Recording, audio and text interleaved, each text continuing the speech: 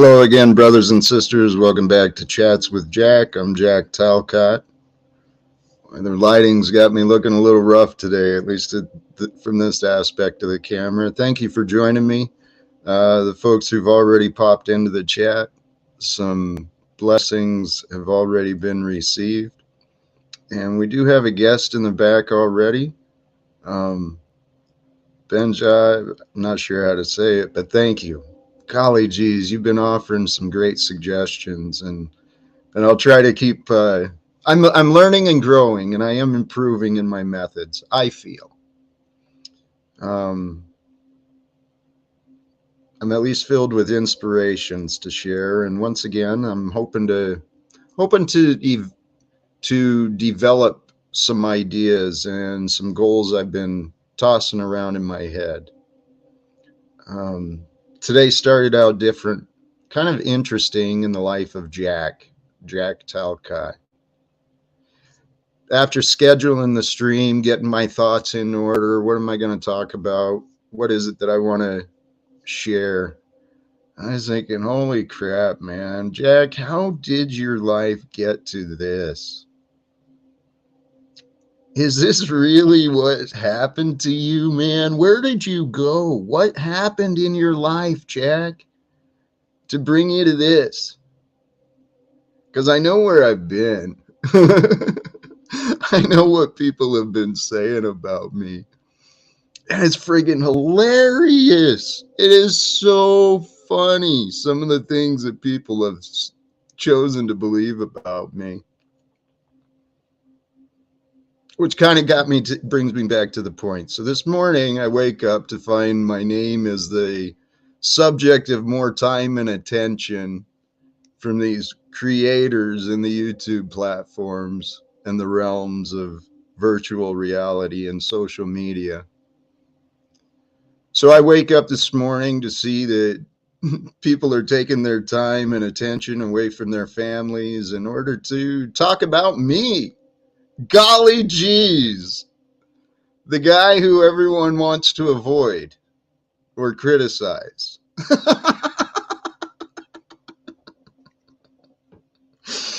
I'm such a lovable guy, man. I really am. And I think that's what has everyone confused. Because I'm pretty sure if you listen to me, you'll understand me and you. And together we are a closer aspect of awareness of God. Where two or three or more are gathered, you know, the different perspectives of the truth and that which is. We become greater than just ourselves. But see, that's where my mind went this morning. I woke up a little bit frustrated. I did see the link, and Paul Unslaved, Proper Instruction Motivates People, was up and at 'em and allowed me a space to present myself briefly this morning. So started out with some interesting energies within myself, and you know, take an inventory of what my life really is. I was inspired earlier by a woman's story from my hometown.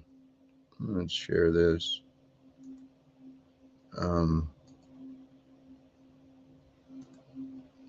I shared this earlier, if you can see this, on Facebook. Hope is being able to see that there is light despite all the darkness, but my words were a reminder to myself that was inspired by an amazing lady in my hometown. Her name's Julie, founder of Helping Hands, Jules Helping Hands. She does a lot of work for the homeless and less fortunate in our community. Anyway, she shared one of her stories of compassion and connecting to someone who was less fortunate, and it really inspired me, just moved me. I am kind of a touchy-feely bitch, as my friends used to call me, but I allow emotions to move me. And her words, her connection, her story, it moved me and inspired this thought. Your care brings hope to others who see you. Don't lose sight of your care. It's so easy. It's so easy in this world. So easy to convince yourself to stop caring. And man, when you stop caring, then you got to think about what it is you're ignoring.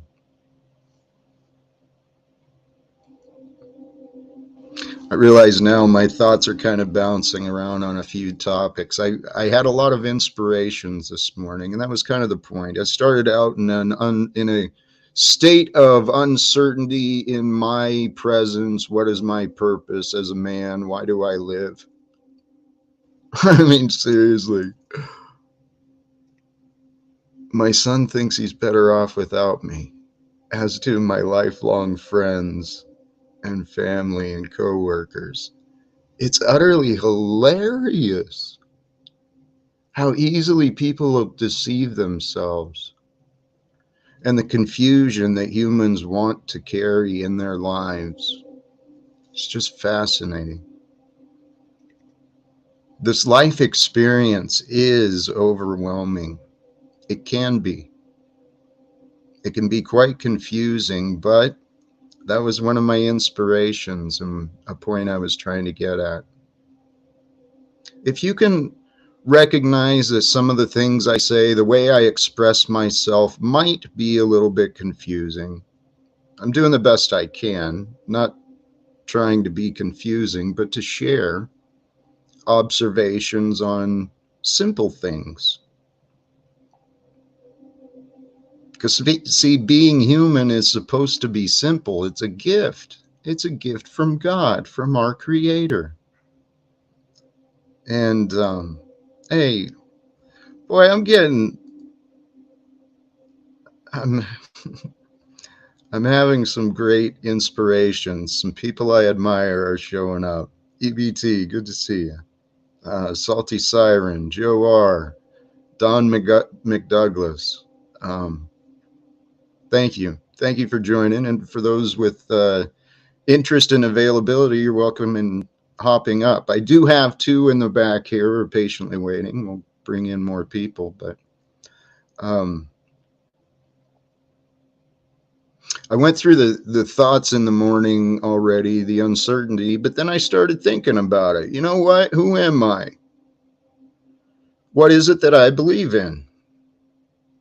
Well, I believe God is with me.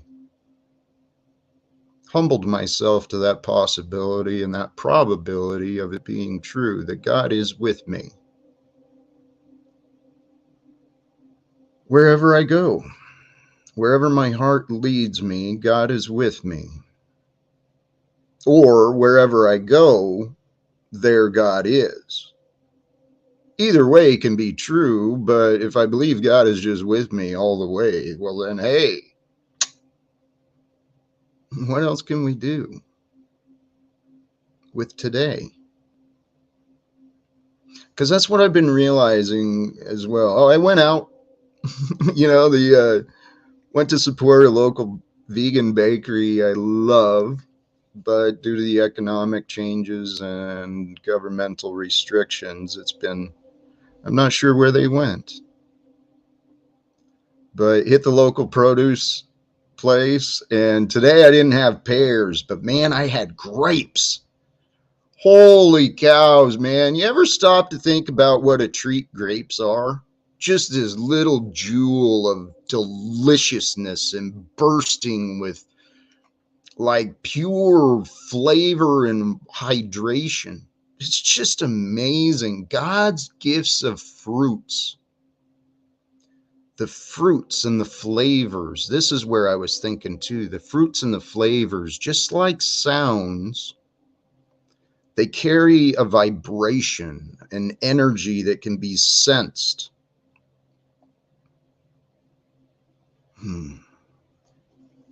And see, that's what we are. We are sensory beings experiencing time together for the purposes of growth and development of our pure and divine spirit. I'm going to bring some guests in because I can go on and on about God all day. That's kind of what I do. Welcome, Eric. It's good to see you again. It's been a little while. And John, good to see you too, Hello. bro. Back. I like that hairline, John. Thank you. You as well. And I like the haircut, Jack. Yeah. It's a different look, you know, but that was kind of the idea. That's where I had to convince myself too.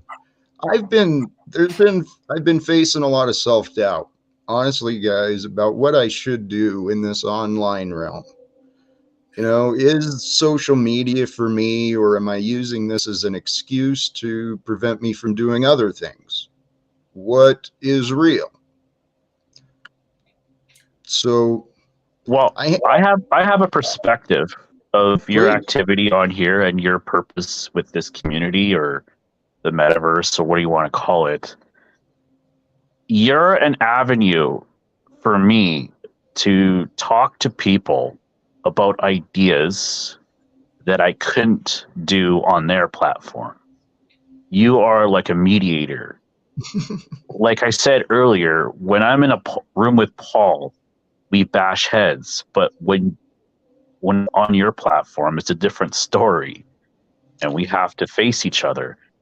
And I'll just maybe I'm not going to make it about me, but obviously I made some comments on the back stream that was private, but it was restreamed with Paul that would trigger people in a certain way. And I've been doing this for a while, and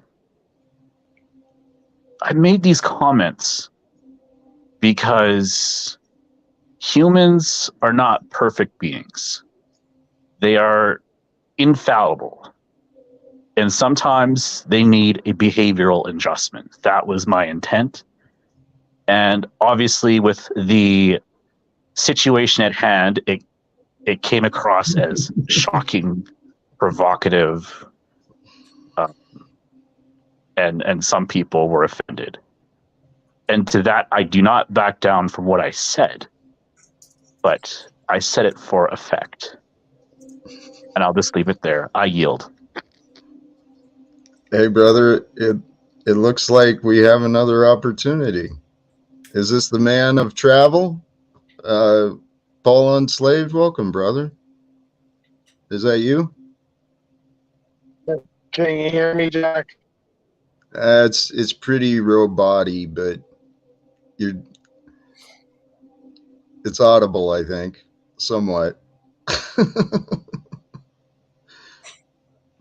Maybe not. Hey, well, greetings, gentlemen, and Boshane. We're being nice today. It's a fresh start. Being kind. Nice is for wussies, right? The foolish. We're being kind. All right, well, if we're being kind, Boshane kind of looks like roadkill. Like a possum that's been hit by a truck. Hey, and there's other eyes that see him as a beautiful man, I'm sure. The eye is the beauty is in the eye of the beholder, right? And we all find interest and love in different things. That's good stuff right there. Very, very, very high intellect. I find beauty in most living creatures, but not vermin. They carry disease. Yes, they do. But you know what? One of my best friends, she's like an animal nut. And she opened my heart that you can even love rats, man. Rats are actually kind of cool pets. So I don't mean to be so contrary. Teach Boshane to like lick a salt wheel and roll in one of those balls. I think we'll be honest. Oh my gosh, too funny. Hey, can we talk about me? Well, I mean, what better topic on your broadcast than you, as always. Please do. Oh, hey, Jack is grateful, Paul. Overwhelmed. Thank you, man. Seriously. And I just want to thank you again. You're sort of making me very, like, it's making me, you somehow found a way to get to me and make me uncomfortable by being generous toward me. It's sort of awkward for me because, again, I do care about you as a human being and I want to see you do well. And I just, like I said, I want to make sure that you have a living and a livelihood that produces something for you regularly so that anything you contribute to me or anyone else has a way back to you, right? From within first, not just some meaningless task per se. Amen. Hey, Paul, I respect that, and let's look at this. This is an opportunity for you to expand your trust in me, that I know what I'm doing, that I am responsible, and it's an opportunity for you to receive blessings, right? Well, you know, Jack, you're That's right. uncomfortable sometimes. I'm gonna for you test that out right now. So since we're expanding our trust boundaries, just go ahead and sign your whole 70,000 in estate over to me, and I'll manage the whole thing. Instead of a little piece at a time. Like he's looking like, no, Paul, that's not quite what I had in mind. We're not gonna expand that far. Jack, I'm kidding, obviously. I know you are, but the sad thing is, the numbers didn't come out as good as first presented to me anyway. So, but regardless, Well, it doesn't really much matter as long as you. No. Yeah, it doesn't matter. The future is where the gold is at. That's what I'm focused on, man. Hey, and that was actually, I was brainstorming today, Paul. I have visions of doing like panel discussions, right? Specific topics. One of which I reached out to, I extended an invitation to several local pastors here in town, as well as a couple of online Christian pastors. I want to have a discussion about the problems of Christianity, of today's Christianity. So, okay. I think Well, that's where do we one start? way. I mean, the whole thing from top to bottom is one big fool's errand at this point. If you're doing it the way they're doing it, I mean, you know, let's not beat a dead horse here. You know the rap. They're worldly, infidel, policy code following, warp speed slaves. So what kind of Christian who's going to walk in the way of Christ does anything these people do? That being didn't do any of it. He rebuked all of it. So why are they doing all of it if they claim to be followers of that being? Because they're not really living like it. They just want to believe on it so they can curry favor with God and get exculpated from what they've created, right? They want to be excused from what they've helped be a part of. Yeah, it's the concept of the Trinity. Like, you know, cast upon your sins upon Jesus and you will be forgiven. I believe that is also a crux that Christians use to get out of not doing works. Well, it's the whole savior, original sin nonsense. I'm sorry, that's the biggest bullshit that the feudal system, the old world, never let go of. Hey, beautiful. That circle brings us perfectly to where my thoughts were today about the title of this, Edging God Out. That's what the ego does. And the religions have developed in the way that they have, and there has been many misinterpretations and misunderstandings of what is actually real. And see, this kind of where I'm coming from. A lot of Christians I've seen and met, and it's not limited to Christians. It's limited to maybe people, but people lack faith because they're confused, and it's only the ego that gets confused.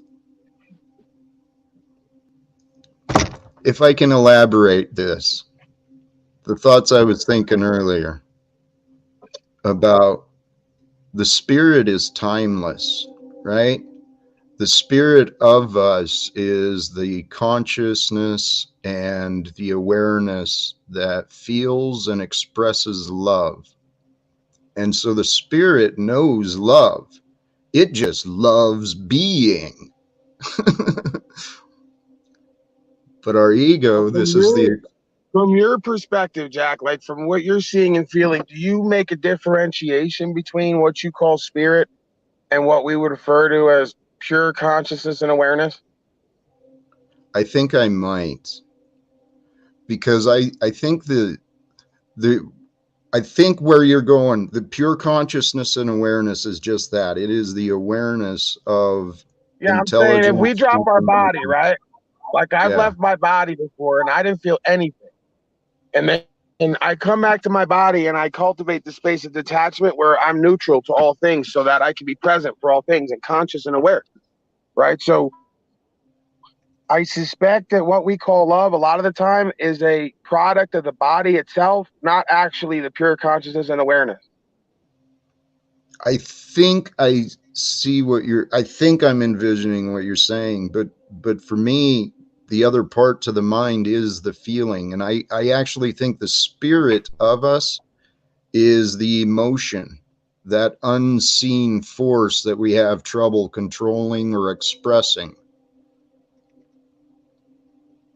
I think the But what you're spirit saying is is a our... product of the body because it's emotions, energy, and motion, right? That's due to the electricity and the chemicals. Like, conscious awareness is still and serene. There's nothing attached to it. The energy and motion comes from inhabiting.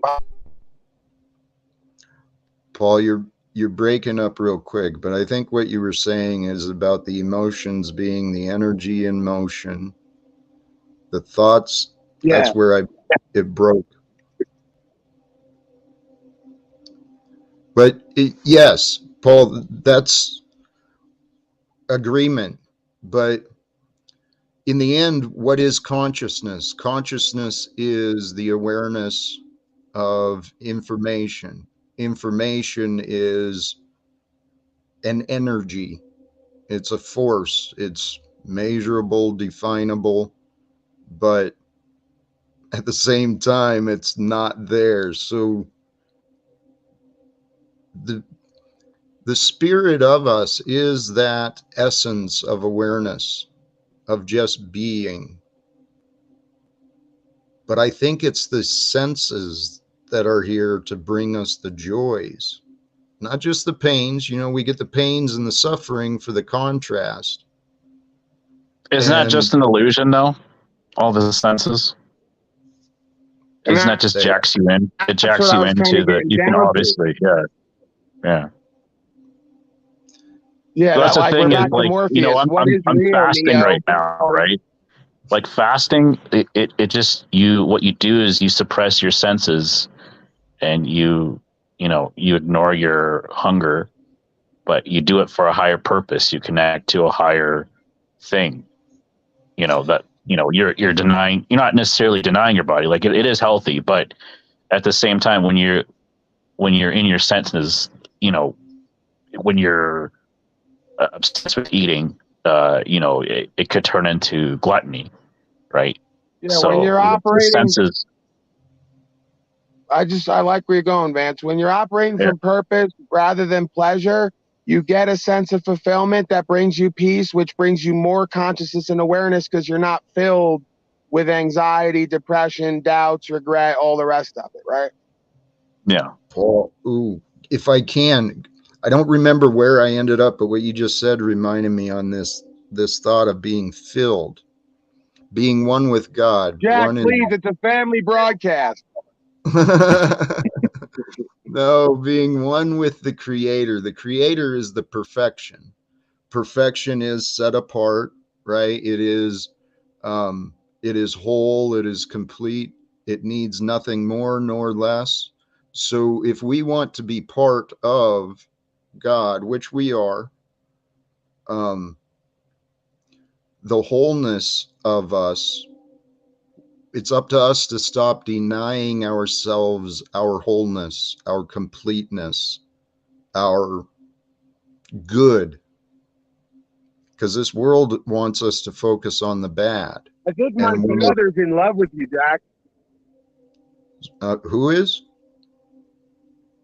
My father, I think he's like got a thing for you. He seems to like, he's like, I love Jack. I love Jack's music. Jack's a peaceful man. Like, dude, you're just telling us stuff we either already know or don't need to know, and it's making you look weird. Could you tell him to stop, Jack, please? You're very humble, and you don't need that anyway. So could you tell him to stop making me feel weird by like coming on to you constantly? Very bizarre. Well, I'm sure there is a purpose, and I'm sure it's not to instigate. Maybe there is some of that, but I lean towards of people's innocence. They're good-hearted. Yeah, what my father does is like what I will do and admit to it, but he does it and doesn't admit to it, which is he may be endeared to somebody, but he will also fuck with you and try to make you look like. Okay, now I'm on record in doing that. Everyone knows when I'm doing that. I don't lie about it. So he's, oh, I love Jack. Jack's so peaceful. The music's great. Like you're being a douche. You don't play that music. You don't listen to it. You don't really fucking believe in what Jack's saying completely. You're just trying to act friendly and polite and kind of also kind of act like you're. It's just weird. The whole thing is weird, Jack. Put a stop to it, please. Paul, I love you, my friend. Your audio is horrible while in this situation. You're not playing music. Are you playing some background? Like that's just 528 hertz frequencies. It's not, somebody made a comment that it's music. It's not by definition music. You know, it sounds. Hey, you know what? I gotta go anyway because they're saying down there that I'm hijacking every broadcast I go to. So sorry that I'm assertive and that I'm, you know, willful and that I have something to say. And nope, I'm hijacking. No, you're welcome. Paul, I'm going to turn it back over to Vance and Eric Rosena. As you feel guided, but you're always welcome to return. And I hope we cross paths later. Merci beaucoup, Paul. But I don't feel it's being taken over. Hey, jealous of you, Jack. Huh? Yeah, this fucking signal's horrible. All right, let me go because, you know, I would be egotistical and hijack your broadcast, but I don't have the technical ability to do it right now. So when I get the signal back, I will be hijacking again. I thought it was part of your Bane character. The bad audio comes with the Bane character just to make it more well, there is like audio manipulation technology that you can make your voice sound like anyone really. Well, hey, let's bring the topic around anyway if we can. I mean, God bless, relationships are very important, and if I could be of support, I would. But I'm confident you guys know what you need. And but you know,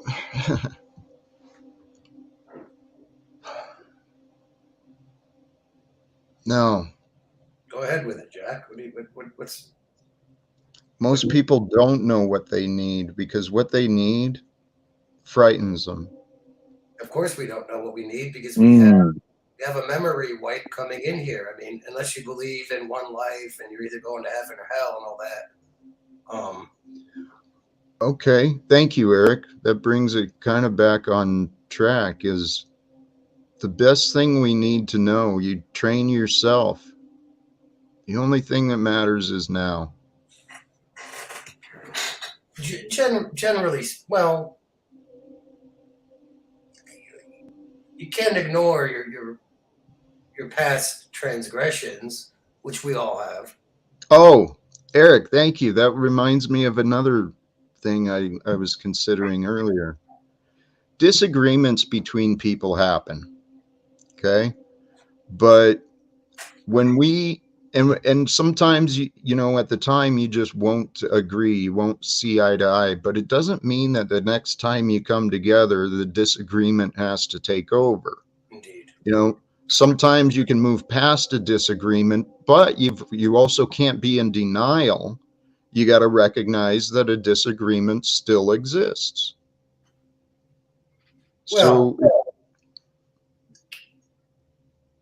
if we're truly quote unquote friends and care about each other, can we have perpetual disagreement about some things, or do we have to be in absolute accord to be quote unquote friends, or whatever you want to say? Because personally, if I need to disagree with some fundamental things with certain people if we're going to be friends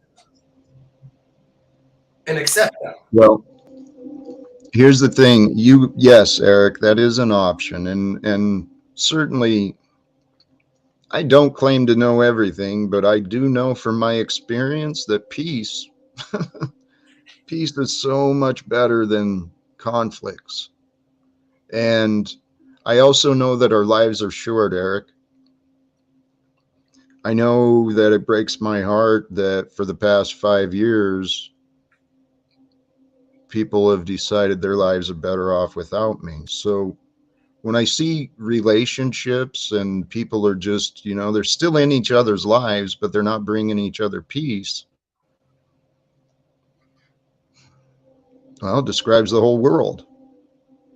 The whole world. We're all sharing lives together in our communities, in our businesses, our organizations. We're all sharing this time together. They've engineered the masses, the public, the species, whatever you want to call it, to have this belief system and behavior pattern to just go along to get along.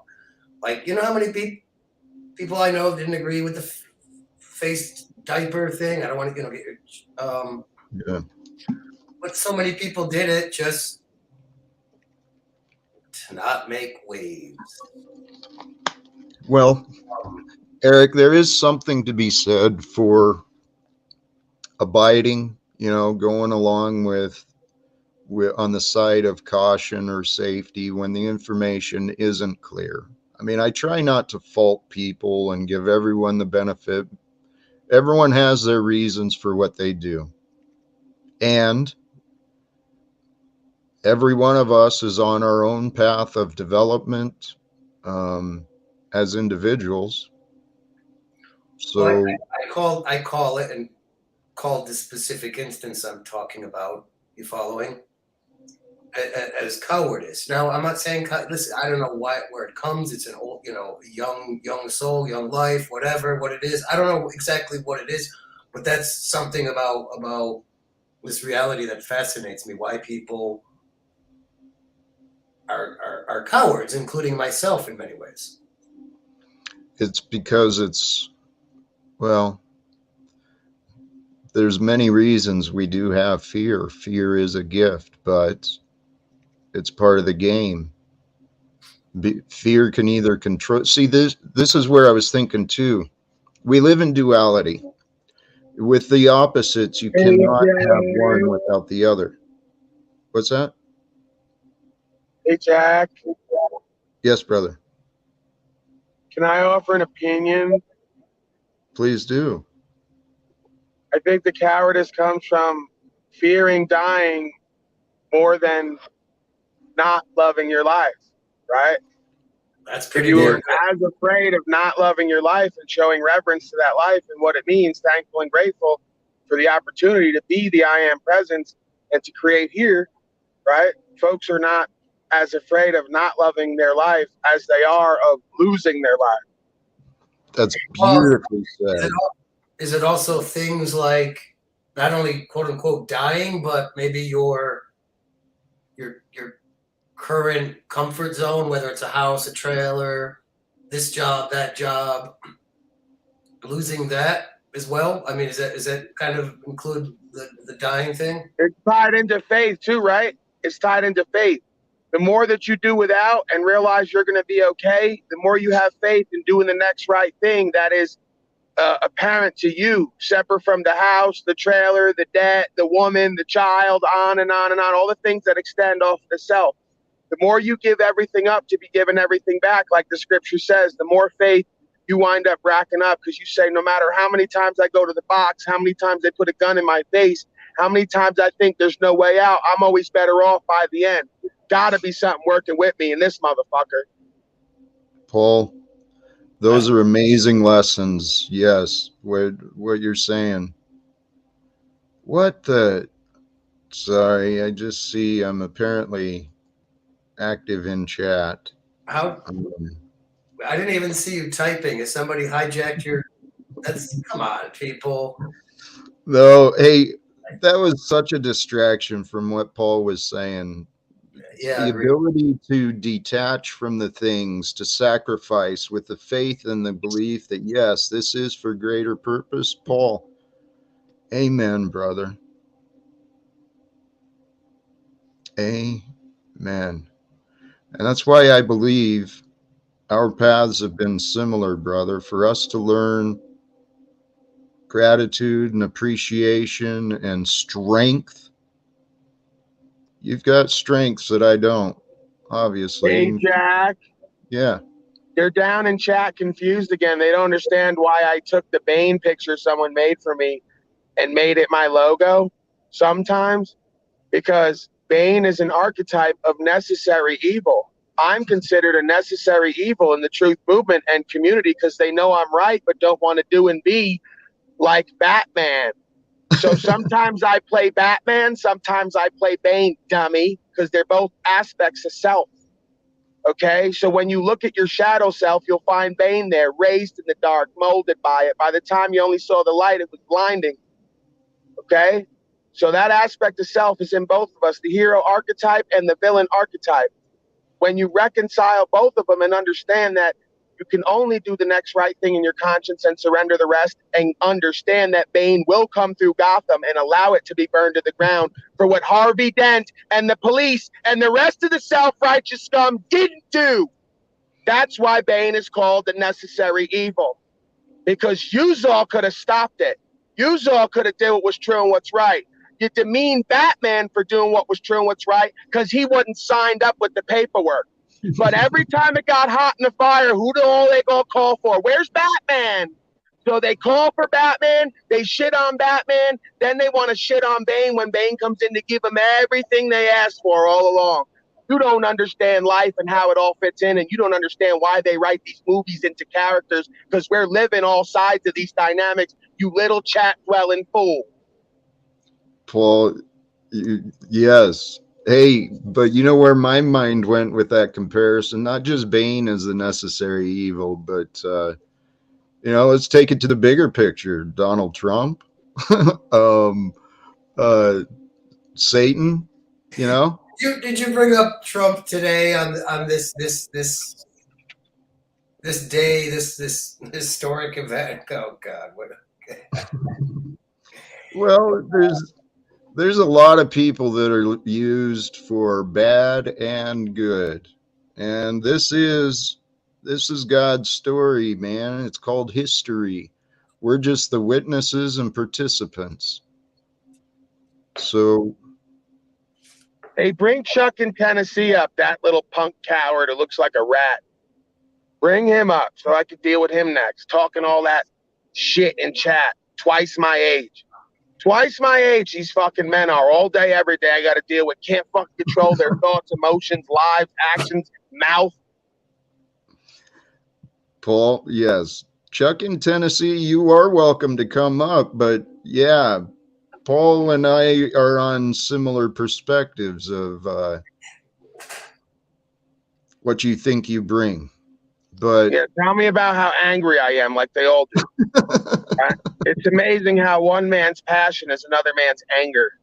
As if, and then I'll take you all the way with it, Socratic method, as if you ain't supposed to be a little bit perturbed nowadays with all the damn slavery and genocide yous are all creating for me and everyone else and yourself, right? You ain't supposed to be a little bit righteously indignant, huh? Man, it's hard to hate Paul sometimes, man. Yeah, because I'm fucking right. I make it so easy for everyone to hate me. It only proves that the truth is so powerful. I purposely express aspects of myself in a way that I know they're going to be received a certain way, and I don't care because the truth is bigger and better than that. So hate me or love it, it's not going to change the respect, because truth is truth. It doesn't have to be upheld and it can't be diminished. I think hate is misunderstood, again, thanks to social engineering in societies. I mean, just like love, there's different kinds of love and there's different kinds of hate, and sometimes the lines between love and hate are, well, I mean, maybe I'm speaking too much of a Taoist philosophy, but in Western. Well, here's something to consider. Sorry to interrupt, Eric, but something to consider with the fear and hate. Hate is a reaction from fear. So love and fear, they're the controlling energies. They will, I was thinking about this earlier, love and fear will like keep our mind focused on specific things. So you got to wonder sometimes, what am I ignoring?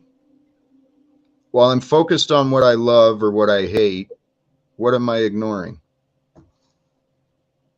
The whole world is out there. I think, listen, what's wrong with quote unquote hate? Again, it's a very vague and broad term, even more so than love. Yeah, the hate is an angry expression, like Jack says, of what I perceive as a fear insecurity state. It's why we get player haters. When a motherfucker's powerful and making moves that you perceive you can't make, you go to hating because it's the only thing you got left to do. If you can't beat them and get like them and get what they get, the only other source of power you have to equalize is start hating. I think you're. Well, I know what you're saying there, Paul. I think that's more in line with terms that are more precise, like envy. Isn't love and hate two sides of the same coin, like they say? Don't everybody love to love Donald Trump or love to hate him?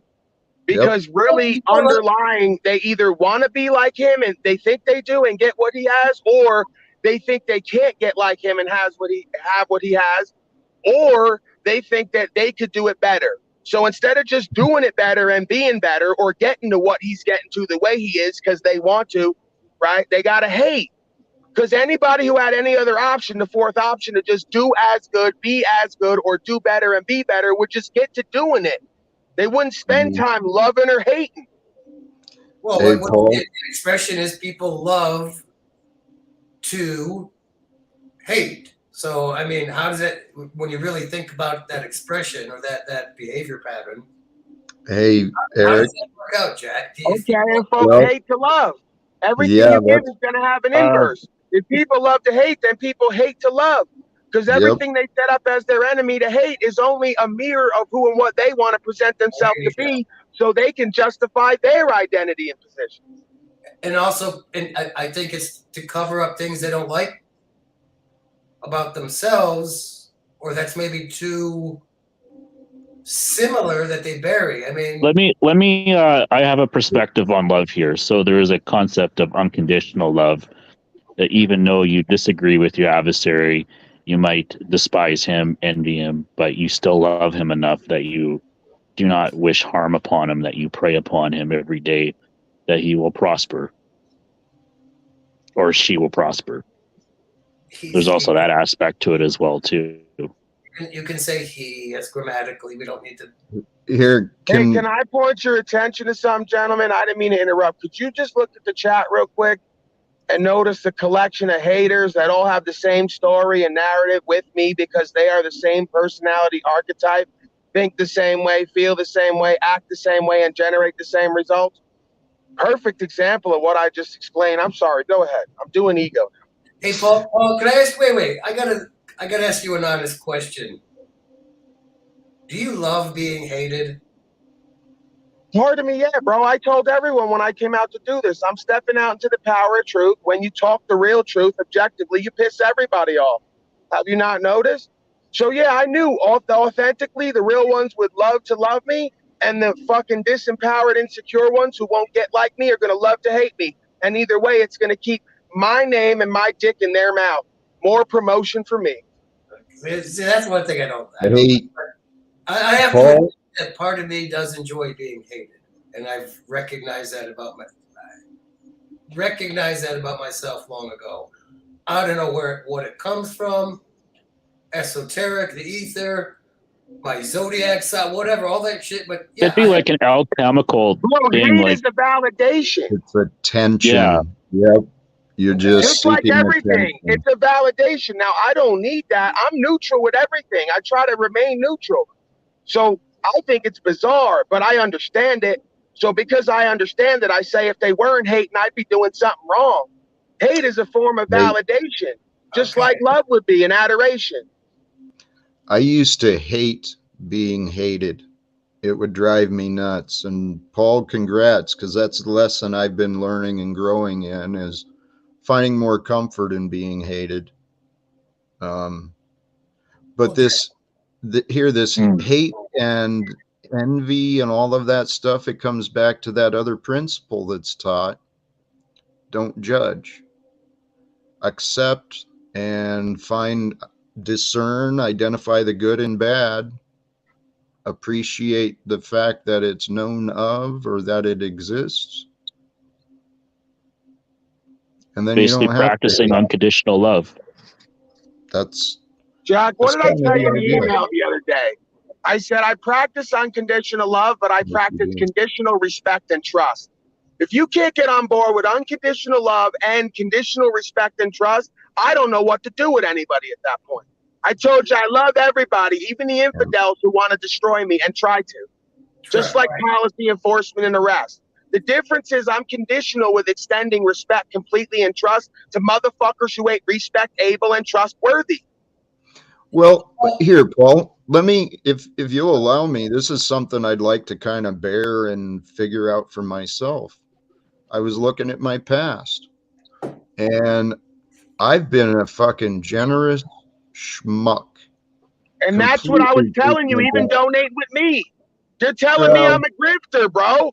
I'd be like everyone else. I could get a hook in you and work you and get more. That's not what I'm on. I'm not on but that kind of but time. Paul, I identified the pattern with you, and I told you, Jack, you're an unconditionally loving man, but you've extended your trust and your respect unconditionally, and that's caused you harm.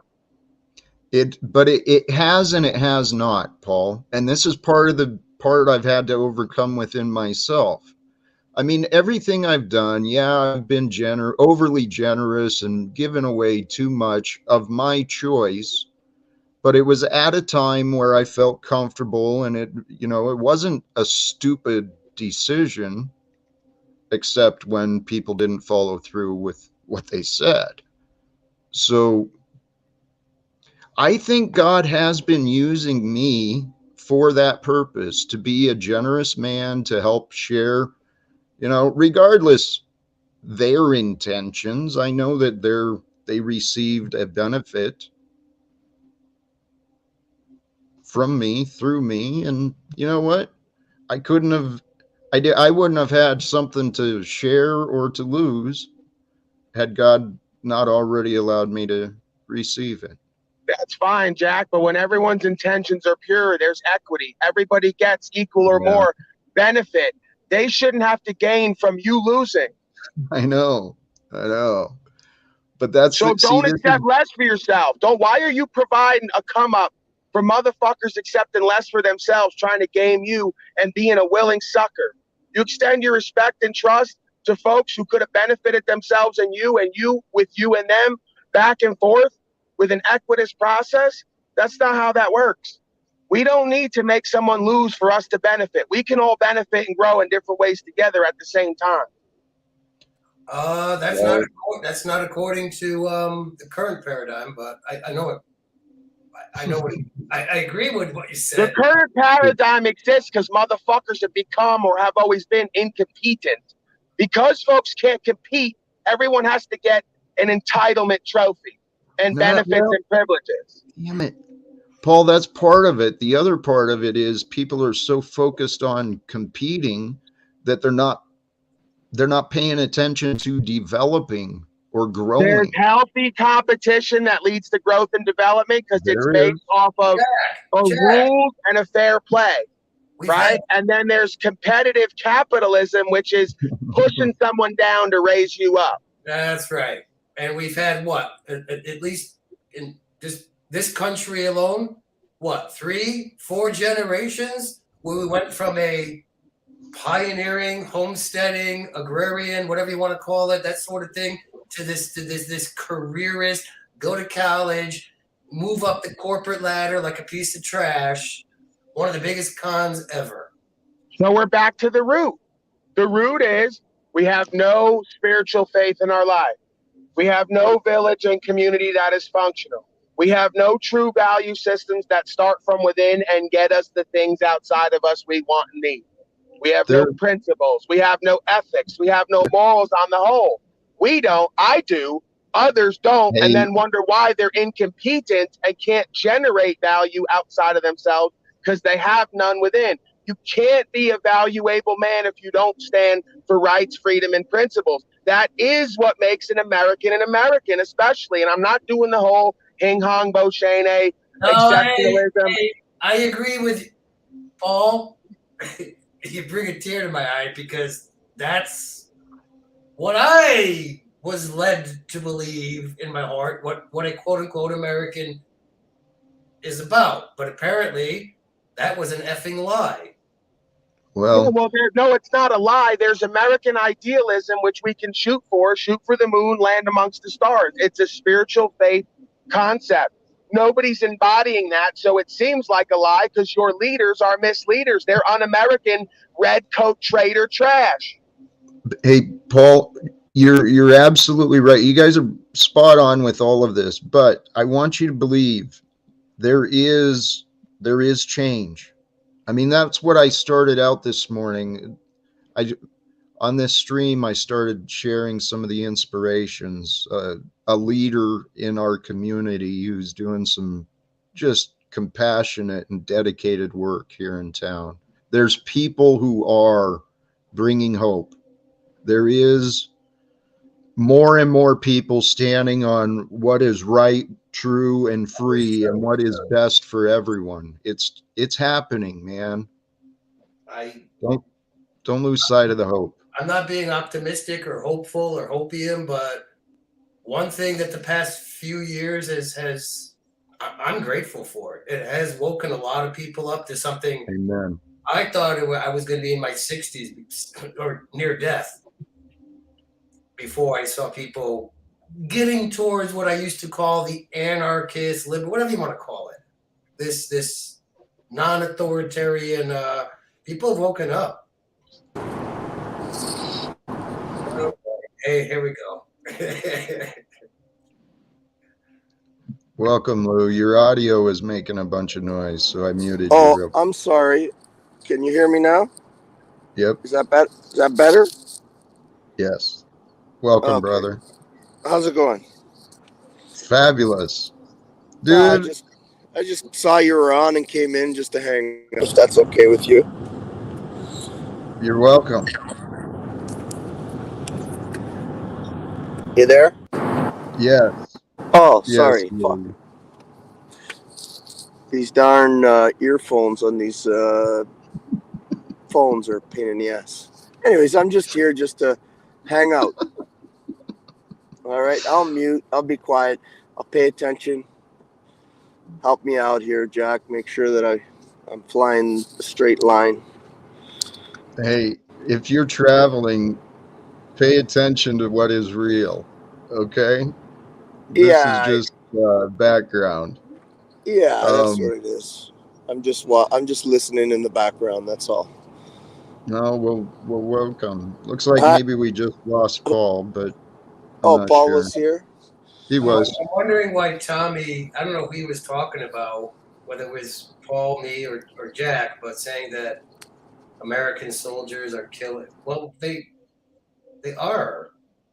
Was Tommy in the military?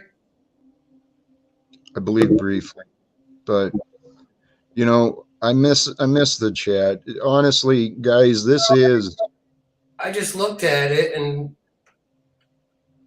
I don't know who Tommy was talking about, but as much as I disagree with Paul, I was in the military briefly. Jack was in quite longer. Paul was not, as far as I know. What do you disagree with him about? Just so I understand. Paul? A lot of things. Yes. Can you Is help that me what you were- understand what it is? What is the point? Yeah, I just don't. Go ahead. I just wondering what the problem with calling out the U.S. military or any military, whether it's the French Foreign Legion or the British military or the Chinese military, well, especially the U.S., the Western militaries as being killers. What's wrong with that? Well, Eric, it's a good question. I don't think anything is wrong with it, and I'm not sure why it became the topic of conversation. But hey, if we're going to talk about wars, let's talk about ending them, because you're absolutely right.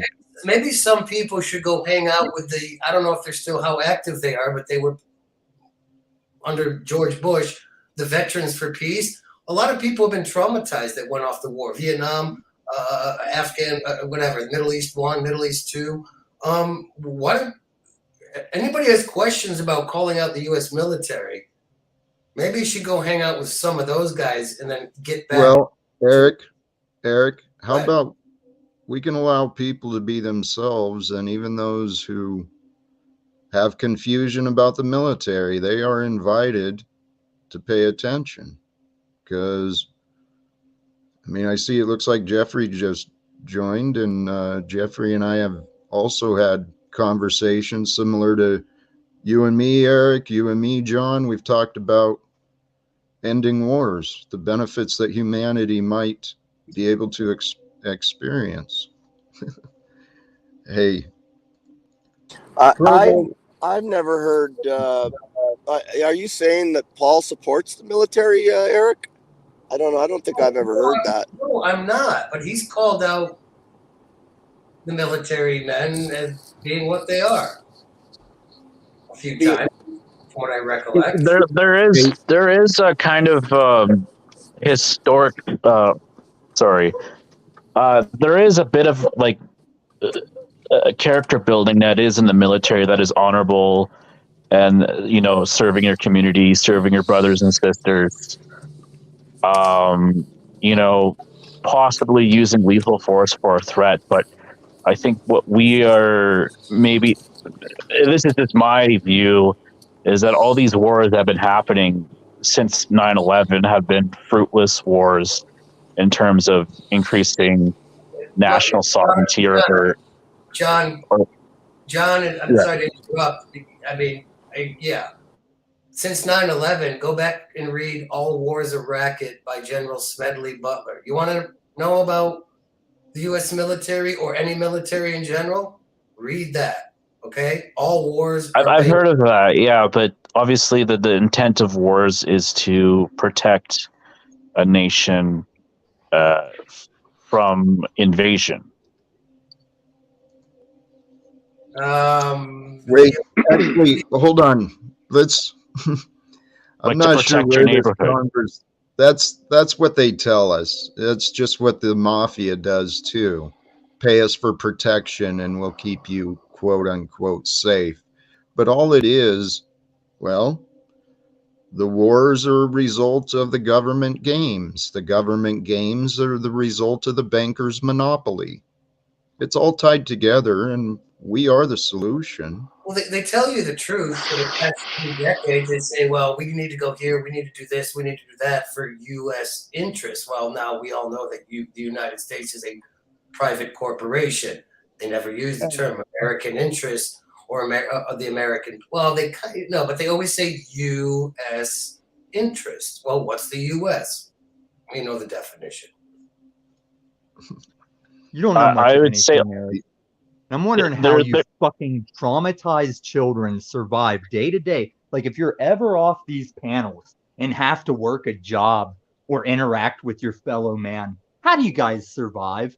Like, when you just pick words and change their definitions and then try and act out your superiority by making yourself look stupider and stupider. Tom, I love you, brother, but let's not turn this into let's put it straight to Eric. Just me and Eric then. How about that? Because Is there something that? I'm not here to argue or debate. You have fun. Oh no, you're here to just get words wrong and just speculate things you don't even have straight or correct, hey, and then Tom, do that in a sense of like credibility. How about if it happens again, we'll work together to correct each other. Okay, we don't want It's people. all that happens every day, even with that pig monkey that just fucking left. Tom, and I'm over it. I'm over all of it. Truth or get the fuck out. You don't have to participate, but today's a new day, and just as I said, just we can like have the old day. conversations. What's that? Today is a new day, just like the old day, just like the day before. And what are you doing? Today is different. Today is different. Yeah, but I hear the same old record just spinning. But if we stop talking, it would stop. I mean, Mitch is great. Like, ever since the beginning, I've watched that dude stand alone and do a similar stance against all of you like I have. And can we talk about some other things other than gossiping about people? I ain't gossiping about shit. I'll back everything up I say. Oh, so it's about going against people. That's good. You just said it's about standing up for the truth and going there against we go. I have a question. and untruthitudes. I was just here for you, Eric. Let's do it. I was just here for you. Let's do it. Tom, this is not the time nor the place. I didn't hit anybody in the face, Jack. We're using I have a question. Please, Jeffrey. Hey, Eric, what wars do you think were just pre 9/11? Oh my God. Great question, Jeffrey. Did you make the case that some wars were? No, I mean World War II. He said all the wars post 9/11 have been bogus. No, I didn't say that. Oh, okay. I thought that's what you said. You said pre 9/11?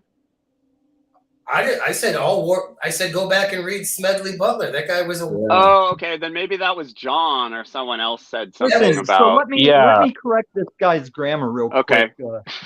So I guess that was directed at John. Yes. Correct, Jeffrey. Yes, I was saying. So what wars were just pre 9/11? Some would say World War II when why would that be? The Japanese attacked Pearl Harbor and they declared war. World War II was an extension of World War I, which was the creation of the Federal Reserve, and your pig monkey won't tell you that history. Yeah, that's true. That vegan fucking grimace, man. Hey. If John, I didn't catch that conversation, or that comment, and Jeffrey, thanks for bringing Phillips, it up. Good to see you, man. Nothing but good to see you, Tommy.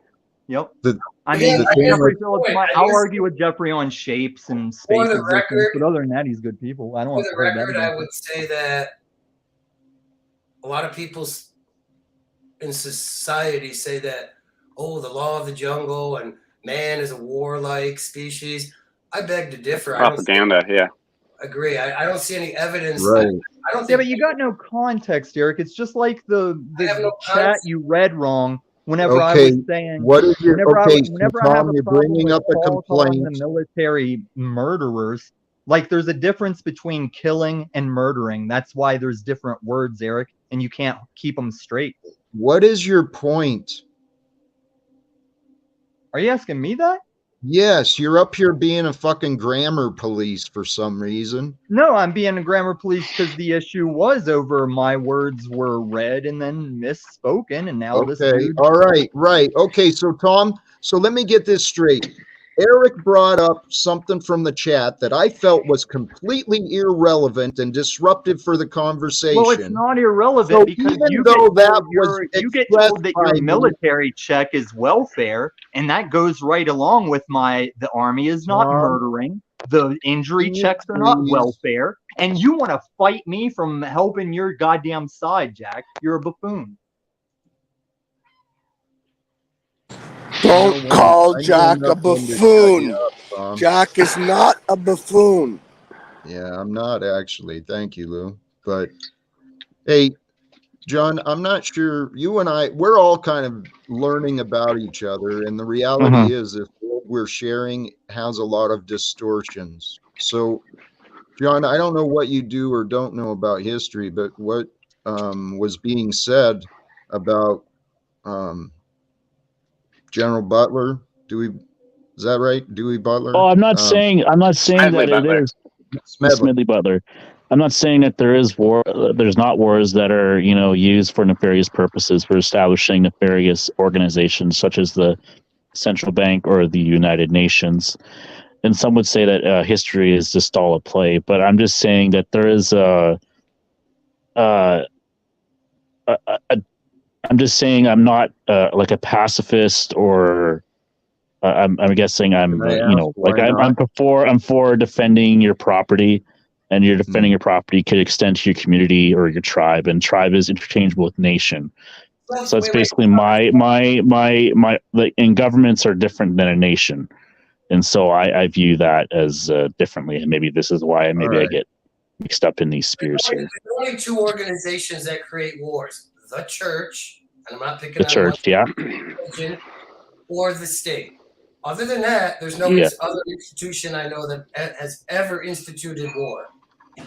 Well, I'm not saying go looking out for conflict, but I'm just saying that you should be prepared for, Well, ultimately, like you're a pacifist. something. Like, you'd love it if no one killed anyone at the end of the day. Ultimately, we're all, hopefully we're all pacifists ultimately, but realistically right now.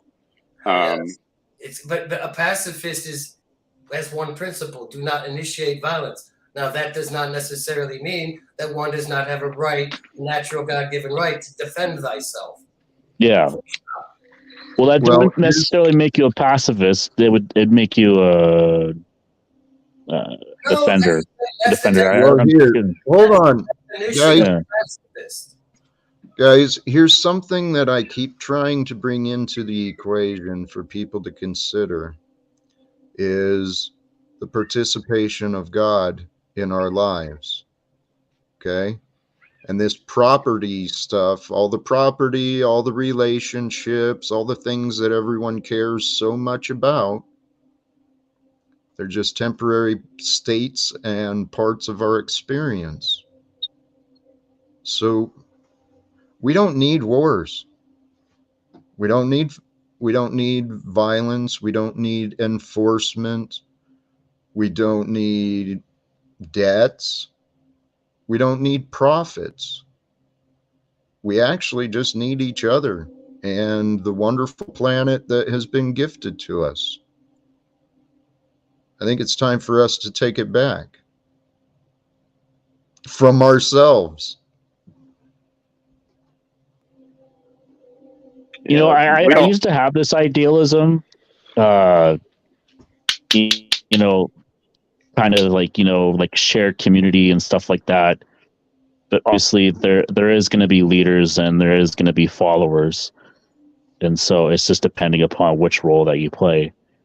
And human affairs is very complex, and it can't necessarily bring it down to a saying. Like, it could be a parable, it could be some sort of truth, but it's not the truth, right? You could spout out parables like, property is just a temporary thing, right? But obviously, well, maybe I'm just too grounded, but I'm just saying, like, there's obviously the world that we have to interact with, as above, so below, right?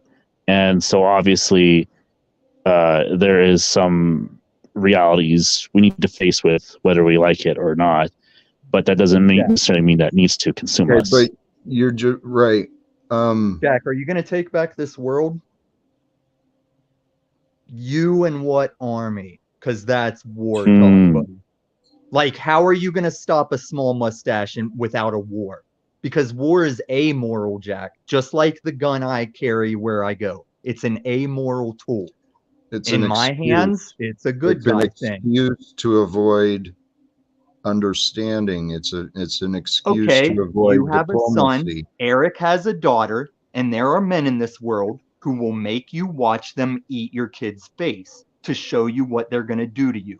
And why do you believe that? Why do you believe that needs to be even? That's the worldview. That's the propaganda of a delusion. Yeah. You're saying that individuals cannot be the way I just described. Oh, but Hey, they also Tom, can be a different your way. exceptions, yeah, your graphic, ludicrous exceptions do not make the rule. And when that Okay. exception is the only man between you and the end of a Tom, dark let's alley, come back into reality and I'm recognize very that much in this is where reality, we are Jack. today. I We're not living appreciate in this fantasy. Do I really have to hear this passe old world graphic fear porn? No, you got to hear it from a guy that was drugged Right, in an attempt to F him in the A, and you're telling me I that don't what want I to say hear is about just a white fantasy? gangbangers.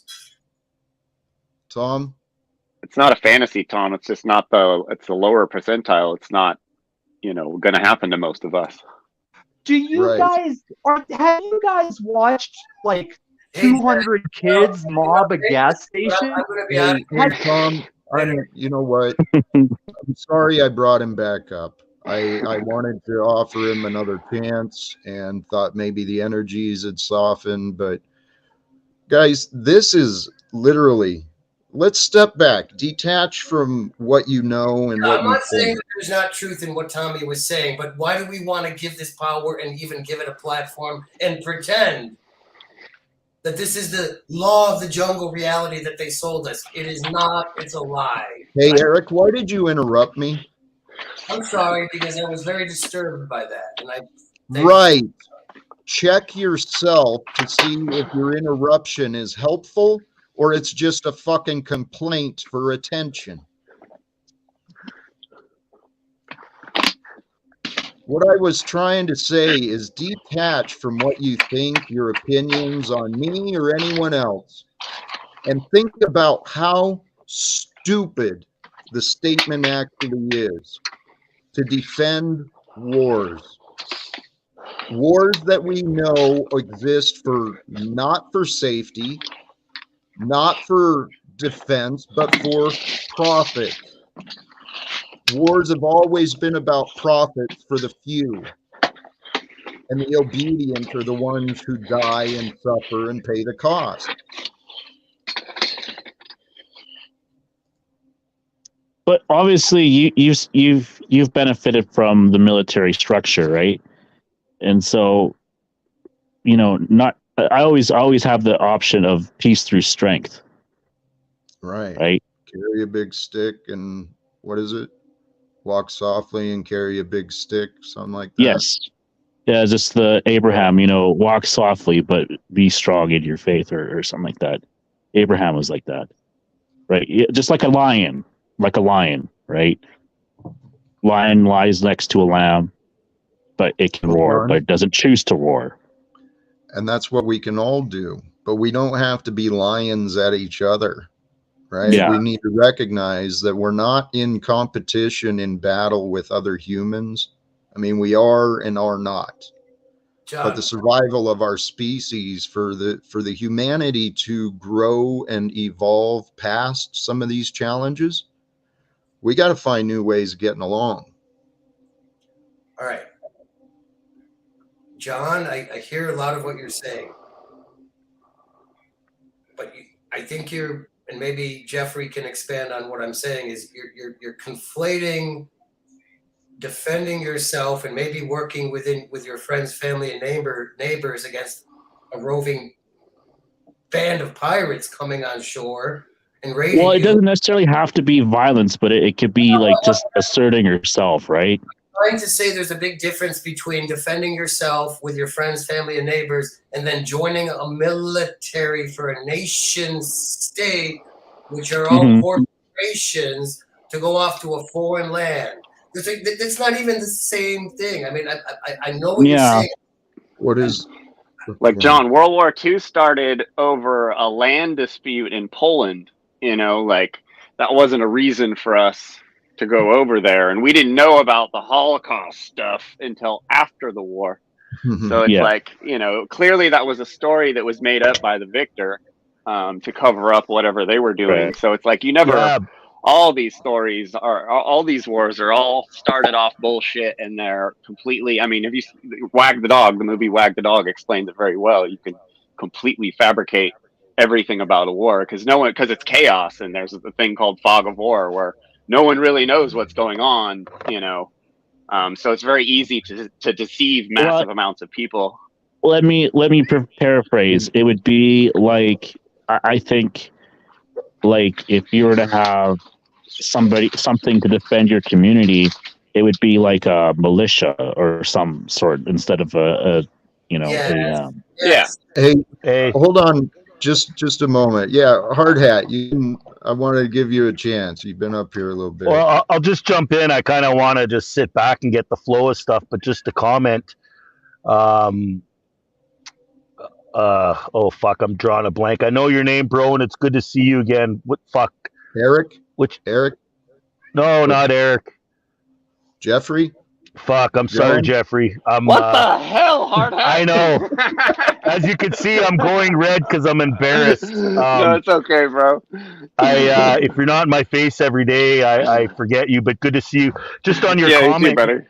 Just on the comment, you said World War II was started over a land thing. I think actually, from what I know, maybe that land issue was what they used to get it. But Hitler, just like Gaddafi, just like Saddam Hussein, just like the other guys, they were going off the Federal Reserve fucking system and gonna back their own shit by gold. And so we've come in. So from my understanding, it wasn't, I know about that Austria or whatever, the land disputes, and it built up and some King Ferdinand got killed or whatever. But I think what it was is they used those excuses just like all the other before Vietnam, because they wanted to take Hitler out, because he's like, no, I'm not going to go along with whether he's right or wrong. He didn't want to go along with the world order. So they took him out and used those excuses to do it. I also think that there's many. Hey, hard hat, what's up, buddy? Good to see you. There's a lot of aspects to it, and I think I'm pretty certain that nobody here accepts the official narrative that we're given in the West, the John Wayne nonsense about World War II, I call it. There was also two empires at the time. You had the British, and the Germans had more resources, and since America never really separated properly in a proper revolution, I think they used Britain and Germany were in competition in Europe, and they pulled the U.S. and Canada and all the other, the Commonwealth. You guys need to research. It was also a competition between the British Empire and a rising German threat. Doesn't matter. Globalized. Yeah, you got to research Zionism. Makes all the answers are explained. You know what? Everything's answered when you start looking into that stuff. Hey, when you watch, history has many, many different perspectives through which it can be observed. And you know what? Our history, let's face it, humanity is a shit show. They can't figure out how to end slavery, end wars. They can't figure out how to share education or resources together. Been around thousands of years, still can't figure out how to get along. So the past is what brought us here. What's that? Do you think that we could actually change the collective as a whole, or just influence our environment and individual people? Because honestly, there's no separation. There is. It spreads. I view it as there's a separation, is that we're all individualized souls and we're having a different experience. And obviously, there's people that are just not going to get it. So that's right, John. I mean, if you look, there's a partial truth there. Sorry, when you said individualized souls, I mean that's again. And it's not perfect. That's why I lean more towards Eastern philosophy, especially the Tao, because it's about self-enlightenment and less collectivism. Now, ironically, the Chinese and Japanese are so. Eastern philosophy, enlightenment, any enlightenment scripture is about it's about the path that you find. It's not about right, the path that you find to bring you to the realization of unity, right. and to dissolve the egoic belief of separation. That's the path, to find your way to dissolve your ego and to recognize that peace and love, those are the reasons for our being. Peace and love It's are not for a job. those are hermetic principles. They have nothing to do with the Buffalo Bills or Yankees versus the Mets or Democrat versus Republican or left versus right or black. Those are all material, superficial, nonsensical. So what you're talking about, Jack, I agree with you. You know, the oneness is an energy, has nothing to do with anything superficial, material in this bullshit matrix. But that's the trap that they confuse people with. They're like, oh, you're black, you're white, you're Muslim, you're Christian, us versus them, North versus South, left versus right, this and that. Eric, now that you've taken us completely away from what we were talking about, what you're saying is true, but all of that stuff brings up confusion. What I'm trying to do here is bring the conversations to the idea of eliminating the separations, recognizing that we are all one experience. We are all one time together. There may be other timelines. There were obviously other times in history, but all we're going to know is this timeline together, which has a very confusing, chaotic history of mankind. A lot of lies. We all know there's a lot of lies, and there's been a lot of false conflicts created. It's up to us to unite, to overcome, and to bring in the new. And this is where the uniqueness of I started out this stream almost an hour and a half ago talking about the bizarreness of me, that these words are actually coming from me. Who the hell told me to start thinking about God? Man, that's just crazy talk.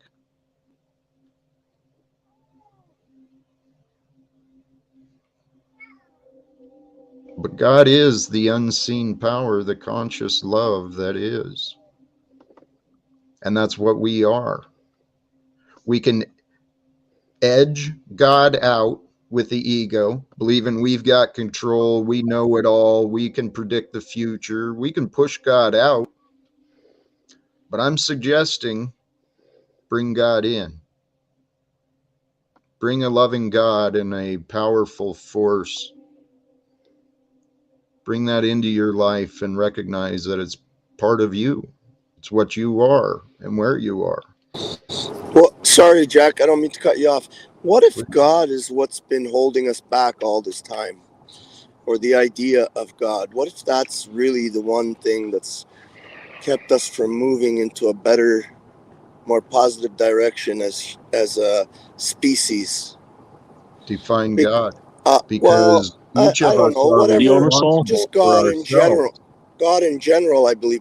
I'm not saying I believe that. I'm just asking the question. It's hey, Luke. God is Mother Earth, bro. How could possibility. Mother Earth be holding us back? Well, True.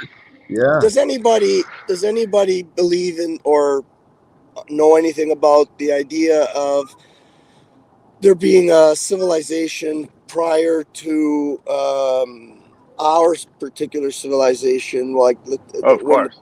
like the pyramids and all that? Like, does The anybody resets, still all the resets, the Tartarian stuff, the resets. Yeah, the whole thing about 12 or 15,000 years ago, some major cataclysm. Younger and Dryas. Prior to that, we had understanding of technology that we don't even have a clue of today.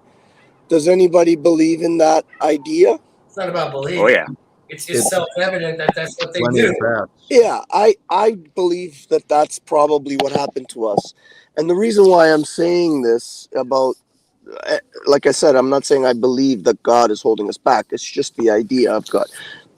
Prior to this cataclysm, let's call it, for whatever, I don't know what it was, but the reset of 12 to 15,000 years ago, like after that happened, where the world became flooded, or there's plasma events or whatever, a majority of the people at that time were probably killed, and the only ones that survived, if you think about it, who would be the only ones that survives? The only ones I believe that would survive that type of cataclysms are the fucking toughest, meanest, baddest motherfuckers who are not afraid to eat babies. Right? Wait, Lou. Are you following This is me? how Lou justifies his diet. I'm not This is justifying eating babies. fascinating, Jeffrey. Follow my. Holy shit. Don't get all scared. Don't get all scared. It's just words. Don't get No, scared. wait, it's a good question. Don't get Lou, scared. you It's should just start words. figuring out how And powerful words are. I don't believe we should eat Not babies. just It's just Lou, I'm good trying to question. dramatize the idea that I have, I right? know it's a good question, but Because if the weaker of the people died off, and when I say weaker, I mean like scientists, they're not the strongest people that are going to be able to go out and survive in the wilderness. You're making Okay. generalizations. So Making generalizations again, been. Lubass.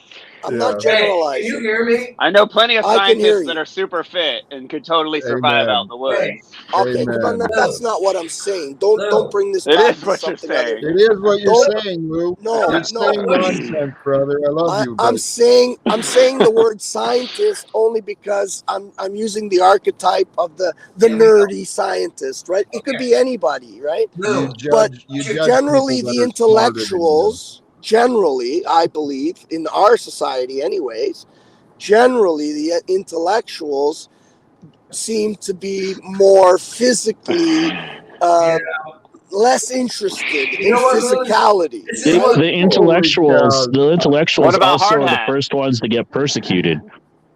Right. I agree. Is that why you happens kept all the your time, intelligence the way it is, Lou?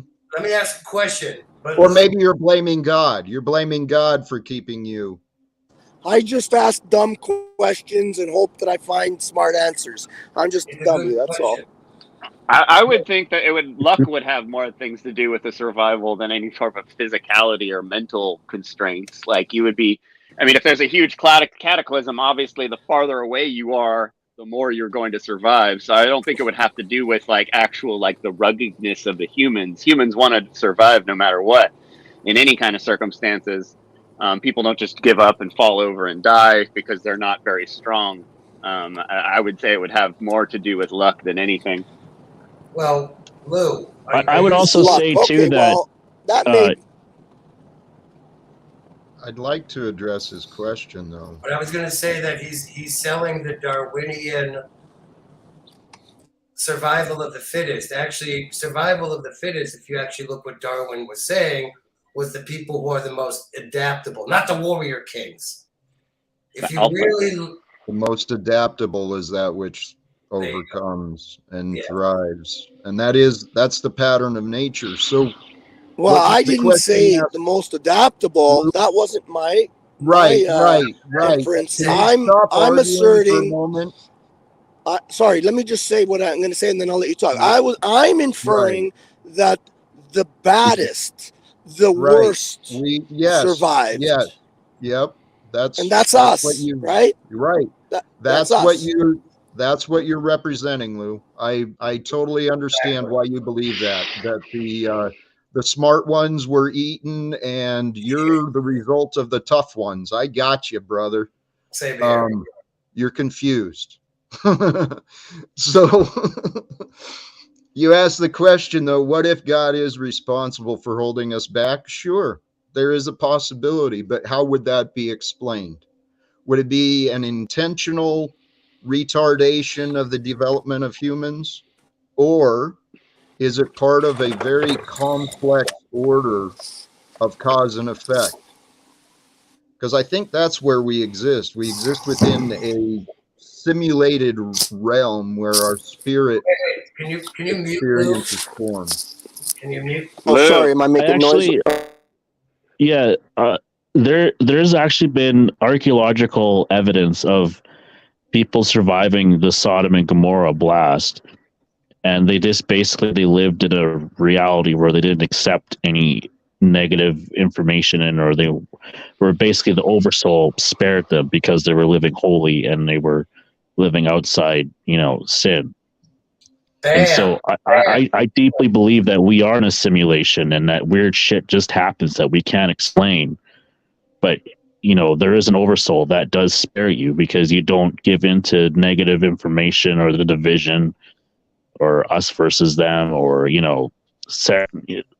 immoral acts, lewd acts, sexual acts. That's part of it as well, too. Well, so obviously there's an oversoul that gave us religion as a guide to avoid these things, as the Christian Bible says, be fruitful and multiply. Well, that's because of a cataclysm. It's the way nature is. Nature is it's a result of the environment in which the seeds are planted. It's a result of the elements it can absorb and incorporate into it. We are nature. We are, and I kind of get what you're saying, the idea of an oversoul or a greater spirit. That's where I was trying to go with what I was saying earlier. The spirit of us, the essence of being, it is one, it knows it's one with creation and time, but it's our physical body. The physical body that feels the age and it feels the beat up, the stupid mistakes we made of our past, right? We carry along a lot of shit. Jack, we can prove that it was a good question by Lou Bass, but we can prove that it's bullshit and propaganda because if you follow his logic, squirrels wouldn't exist, chipmunks, little things. There would only be lions and wolves and all that. Yeah. So why do we have squirrels? Well, because they can adapt to anything. Okay, so little vegan animals would not exist according to Lou's quote unquote laws of nature, which are both. I'm not. Please don't bring this. Don't bring this to the vegan carnivore thing. I'm not trying to bring it there. Please, I beg you, don't. No, I'm not. Have you heard of the expression "you are what you eat"? I'm just asking a question because and I'm not saying that I'm gonna survive because I'm the baddest motherfucker. I'll probably die before anybody else because I'm a fat prick. But I'm just saying that if you take it into today's context, right? Sure, all the little animals survive because they have their own ability to stay with it was the larger animals that died during this particular cataclysm. There were hundreds of different megafauna prior to the cataclysm, right? Lou, yes, can we interrupt the history lesson, please? Okay. No, I'm not trying to give you a history. I just don't want it to devolve into a vegan meat eater thing. Let's stop the discussion and just change the conversation to a different direction. Okay, or even bring it back to the question. Here's a theory I do have. If you detach and you look at our economic system, everyone who's voting for capitalism to continue, it's the voting of wealth inequality and oppression. So I believe God is allowing us free will. Throughout time, we've evolved our ways of living individually and collectively through combinations of the two. And we are literally, by our choices, creating our own misery and suffering here on earth as a collective because we've chosen to allow secrets to be legal. It's that frigging simple. When secrets, but Jack, if you make secrets illegal, and I'm serious, I'm not trying to, I'm seriously considering your question, but when I think of that question, making secrets illegal, what it brings to my mind is that it would kill free speech. Because if I'm not allowed to keep a secret between me and my buddy, then we cannot speak to each other anymore. I can't say what's in my mind anymore. Stop. Am I actually wrong? makes complete sense. Absolutely, bad man. Lou, number one, there's a difference between legal and lawful. Slavery used to be legal. secrets. Well, where's the line between secret, something that you have in your head and something that's a secret? Like that. I mean, you gotta. That's what Lou said made complete sense to me. Wow. Like that would be like, oh, you're not allowed to like keep any secrets from people. Like let that's. me tell you what, if you can allow Where would the your line be mind, drawn? if you can allow your That's a good mind to point. open up to the idea that there is value behind this, it makes perfect sense, okay? Secrets and lies are what divides human beings from one another. We can all understand each other, okay? But we have the right Lou, to lie, Jack. Lou, We This have the sounds like right. some yep, weird Satan, Jordan Peterson stuff God here. gave you free will, and you have the right to be a manipulator, to serve the Lord of Oh, lies. come to on. I'm not saying well, that. Come on. Lou, I'm fucking trying to look at what you're be saying. honest. Lou, look Well, at what don't you're we have saying. the You're right? trying to Don't I have the defend right to lie to you? Lou. Isn't that free It's, speech? Lou, Wait, you better be prepared for the consequences. And this is the problem. This world doesn't care about the truth. It cares about authority. It cares about contracts. It cares about whatever, money. It doesn't give a shit about relationships. Lou. And relationships don't exist I know. without I honesty agree with you and there. truth.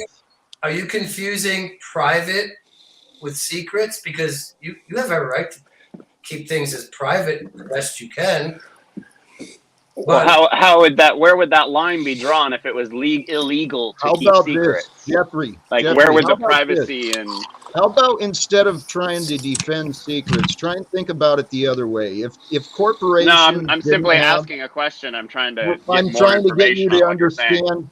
I'm trying to get you to understand why I'm saying this is good, rather than defend your opinion of why it's bad.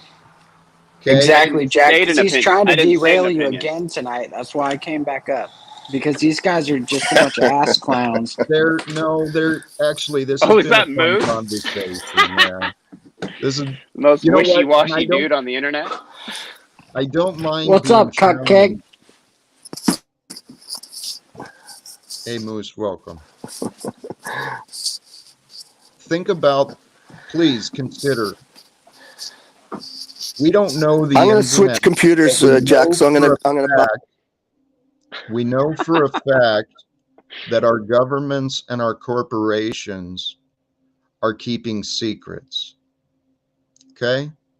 Now, for a society to allow itself to be divided, there's no logic whatsoever in that. And it is the truth that bonds humanity together. Truth is through knowledge. Knowledge is shared through cooperation. So, if secrets were no longer legal, these corporations wouldn't have the trademark, copyright protection, stuff like that. And I understand, well, how would they be rewarded for what they give? We can find different ways, right? Well, you're talking about intellectual property, though, right? That's different than intellectual property is nonsense. It's just as BS as this interest game. Especially, interest on fiat currency creates this wage slavery and war. everybody here knows that we live in a effed up history where they've stolen technology. So IPO is another major problem. Am I on a panel with a bunch of conspiracy theorists? Oh, goodness gracious. Go to great term. Absolutely. You're with a panel of intelligent and learned men and women who care about what is true.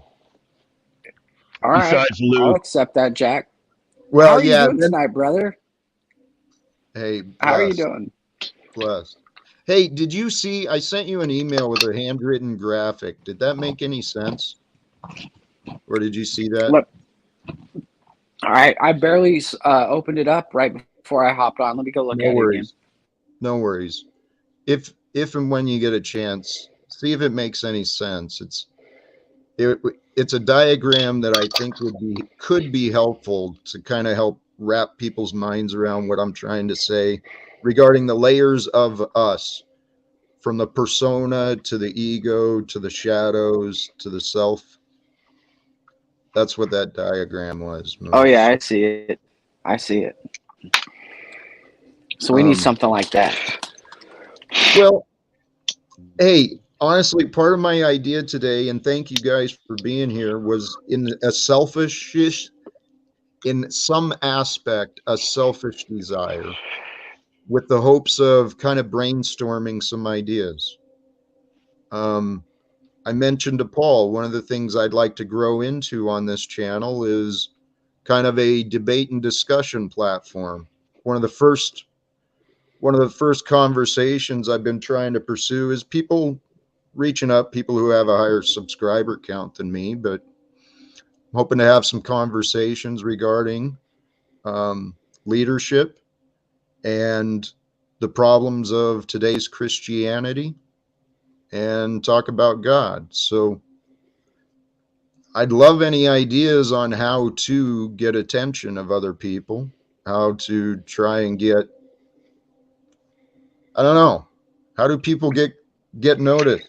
Most people have their emails and their contact information on their YouTube, and anyone under 500,000 views is probably going to want to be doing lots of interviews and doing lots of collaborations and like that. So I would just, it's just finding the right people and contacting them and just following up and stuff like that. But it's easier than you think getting a hold of YouTubers, because they need content all the time. So if you bring to them good content, they'll probably be down to collab. But it's mostly, that would be the best thing, is just kind of taking the time, finding the right people and hitting them up. Thank you. I mean, I understood. And StreamYard's amazing. Like this platform is amazing. Really, it's fucking amazing. Like, it's cool, man. I'm someone who's been doing social media a long time. Like, this is really cool, because we had Tiny Chat like 10 years ago. It was like similar, but not as good, not as streamlined. But man, it's good to see you again, Jeffrey. I haven't seen you in a while, by the way. Thanks. Who's that? It's Eric. Eric, what's up, dude? Yeah. Not much, What's up, Sean? Good to hear your comments, man.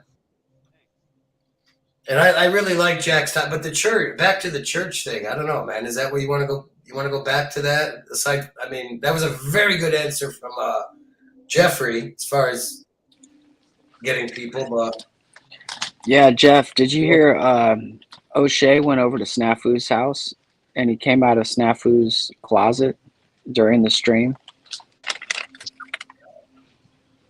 No.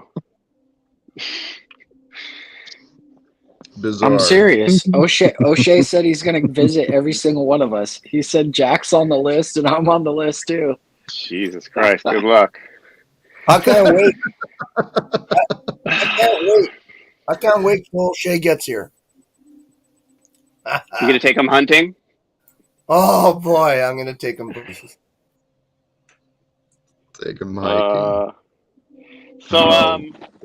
What was up with your daughter last night, Lou? She was kind of mad at us.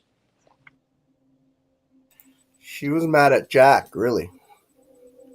Yeah. Well, she said it. She told him nice and clearly. She was mad at him. She said, she said it clearly. If Jack's son was up here and someone else was moderating, whoever, say, I don't know, say Hard Hat was moderating, and your son was up here and you wanted to try to make some sort of a connection or whatever, and Hard Hat kept throwing you out every time you said something that Hard Hat didn't agree with, I think you'd be pretty pissed. Yeah, if you paint the narrative that way, it makes me look pretty bad. But I've explained myself, and frankly, the anger and criticism is misplaced. It's misdirected. But you know what? I know the truth, and I really don't care. People can blame me for all their shit, all their opinions, everything they think. But God is with us. Did you go back and watch the broadcast when that was all happening? I would suggest it might be a good exercise to go back and watch it. What do you think I would discover? Maybe you might have different opinion of what happened. Maybe What do you think I would see I that don't know. would cause me to change my opinion from my experience that I know for a fact? I don't know. All I Here, can say let's is that You know what? discuss the You know what? He's here to criticism. piss you off. Come on, Well, I Jack. Let's know not do that. it's what Lou does. He doesn't intend to. It's just his pattern, and I believe by sharing time with him, he will eventually start to understand that the pattern is not helpful. But the criticism was made. Jack, don't let Moose take you for granted. Please don't keep telling me what to Granted. do. Don't let him belittle you. You're in no place to offer me See, advice or. This is how it always happens. I say something and I get thrown under the bus every time I say something. Well, Moose, you're kind of like that kid. You know that you're kind of like that kid who throws empty little mini whiskey bottles at a drunk and then laughs when he's checking each bottle for a drop of whiskey, right? What are you like? What are you like here, Lou? How if I was to describe you, Lou, in my experience, what should I honestly say? I would say Lou's a big, fat, dumb grease pig wop. He doesn't know That's how not very nice. Jack. And what about what's been offered to me by this? Your words. I don't want to repeat those, but well, I'm just what has that guy been offering to me? Who? How do I describe that? What has who been offering? The grease pig? No, listen, Jack. I've said it very clearly how I feel about you. Right, but this is the point. Why? Why do you think I care about you? It helps, but you're talking is just a distraction, and it's really pretty insulting and offensive in many times. Okay. So, and it's like you just don't care, and that's quite confusing to me because, well, I do. But I know you're here in a generality. One of the topics I mentioned earlier, okay? It's what I shared on Facebook. People need to care, but they need to have clarity in what they care about. What the hell is that noise? It's got to be moved. Lou, has Jack not Let Jack finish. Hold on, Eric. He wasn't finished. Has he not said that he tries to live in the moment and if you want to come on here and suggest he goes and watch a 3-hour live stream and rewatch it? What are you missing? Oh, I didn't say to go watch the whole thing, but I'm saying that part where where Paul and his father were up. I find it valuable for myself to look at, like I go look at the stream that happened between me and my daughter, and I go rewatch that. And did you ever consider it? Hey, Lou, Lou, let's come back to the topic at hand, the criticism of the way I dealt with Paul and his son.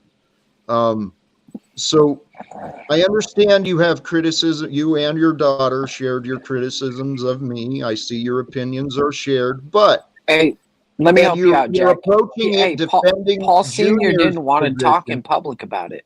Thank you. That's where I was going. I showed respect to the senior because we had already addressed that concern and his wishes.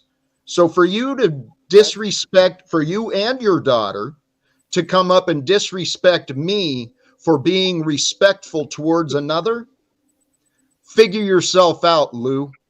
Okay. Let the door hit him in the ass. I'll work on it. Check yourself, please. Because I'd love to love you, but so far you've been an irritant. You don't have to love me. I still love you. Well, yeah, I mean, again, I don't have a choice, actually. I want to read. I love you all. If you're rewatching, Eric, your sound is terrible, bro. Well, why? Hey, sounds like you're in a cave. It's not that bad. What would you know, Lou Bass? Well, I want to reiterate, rewatching a live stream sounds a bit wasteful. Yeah. There's value in reviewing one's actions, and admittedly, if there is a dispute about the way I handled something, maybe it would be wise for me to go back and look. I don't claim perfection, but here, this is something people need to realize. dude, I don't know what's going on with me, but people do expect fucking perfection from me in some ways. It's like, holy shit, I can't please anybody. I don't expect perfection from you, Jack, or much less anybody else. But it only takes 2 fingers for most people, Jack. You know that.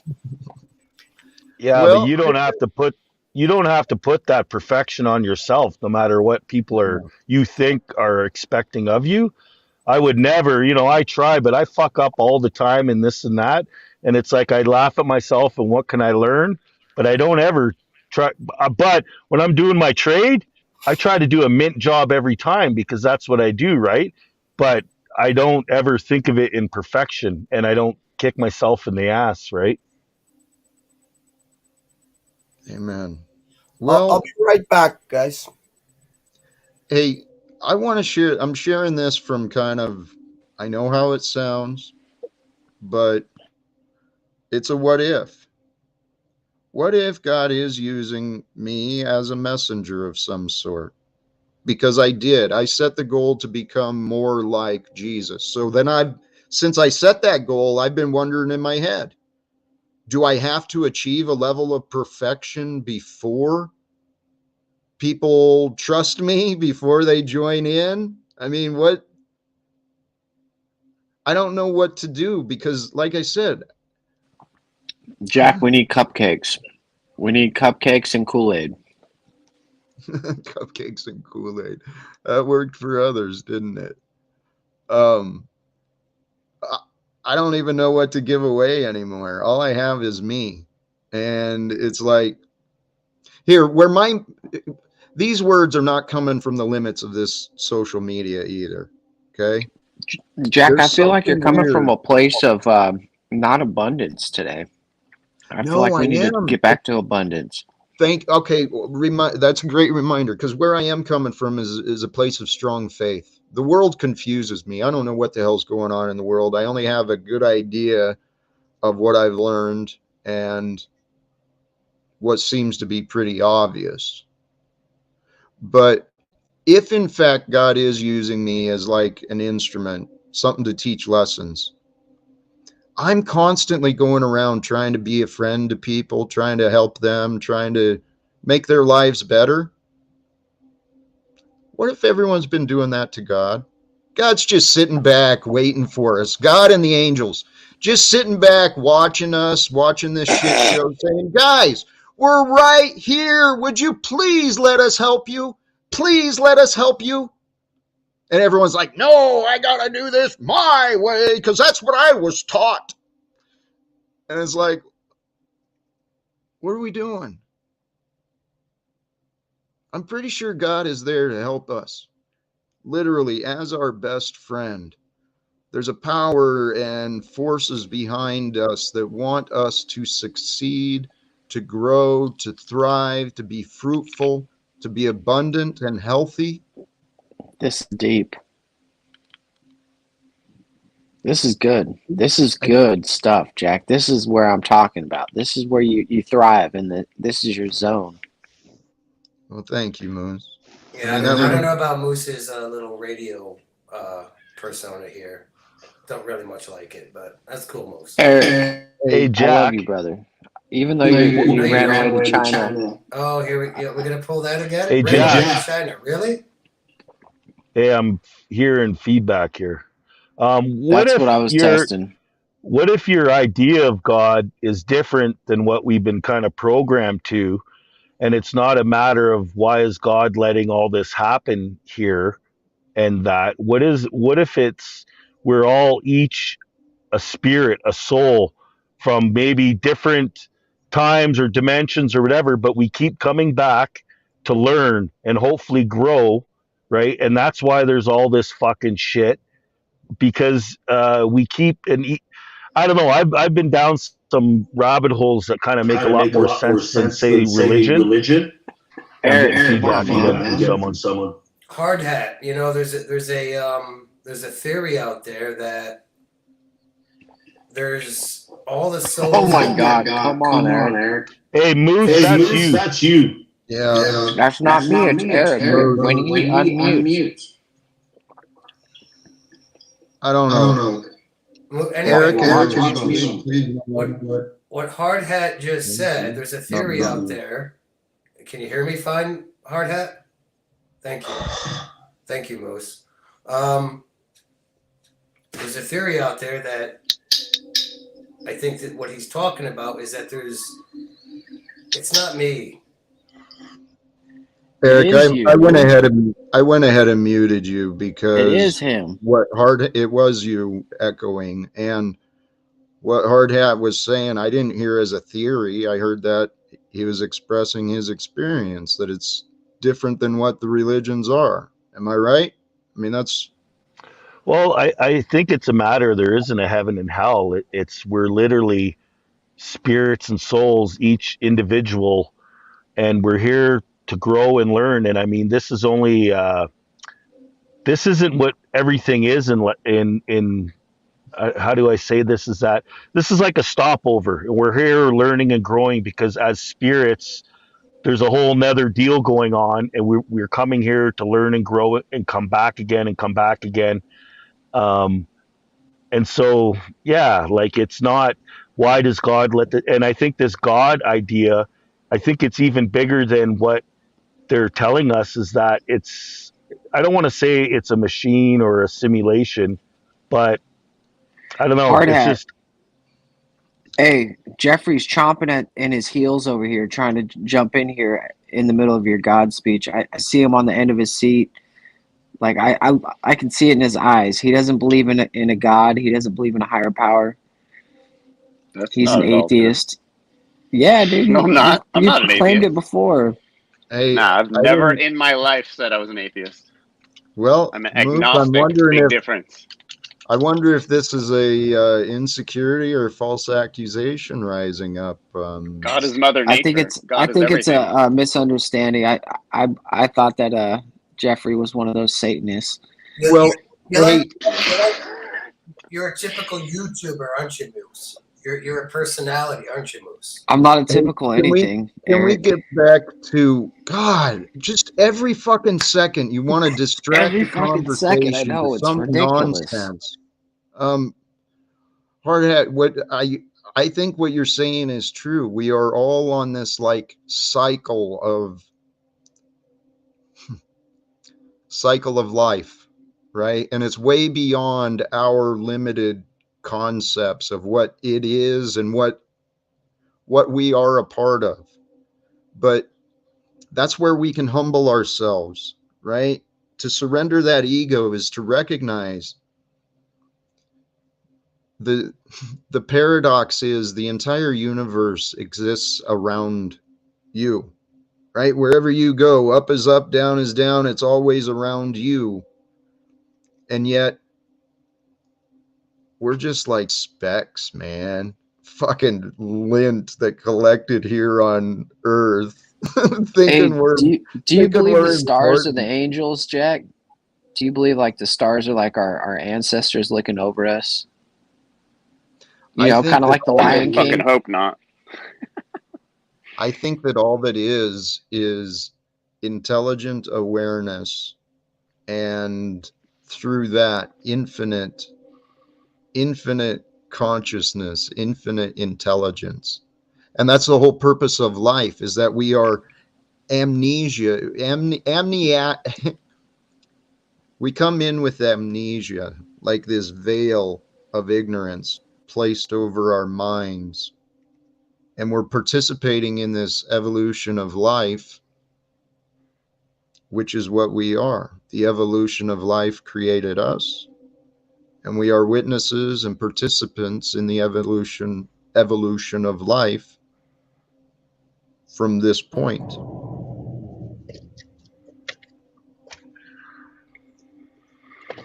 So if we can recognize that we are just the time, we are this time. That's who we are. So if you can become one with time, one with the moment, then you get outside of the body, you get detached from the material things, and you recognize that the body and the material things are just tools for the experience. Does that make sense? Brother, I may be a little ignorant, but I got lost in the sauce there. Moose, I appreciate that. What I've been realizing is what I'm saying, it contradicts the ego. So if what I say makes sense, it makes your egoic image of yourself irrelevant. And that's a humbling thing it's the first death. It's the spiritual death that the Bible and Christians talked about, is sacrificing the worldly version of the self, which is just imagined. Let go of that thought process of you and become one with what you are and who you are, where you are. Fuck, you are on fire today, Jack. Most thank you. I was inspired earlier, and I do hope with practice, I believe the explanations will become more fluid and more on point. And you guys are helping me. This is part of a bizarre experience. I'm grateful for my experience, and I'm very, very grateful you guys are a part of my experience. Because if this is real and there's a way to succeed on this YouTube stuff for me, you guys are here at ground level, man. The world doesn't know about me yet. The world does not know. Hey, I'll either be a clown or important. One of the two.